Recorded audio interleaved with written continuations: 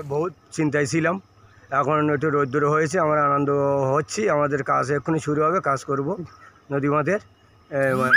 আমাদের ইরিগেশন দপ্তরের লোক এসছে, বস্তা আনবে, আনি আমরা এক্ষুনি কাজ শুরু করব।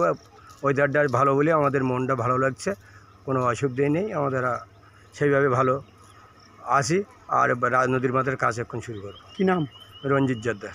কোথায় বাড়ি? 1 নম্বর আমবাড়ি।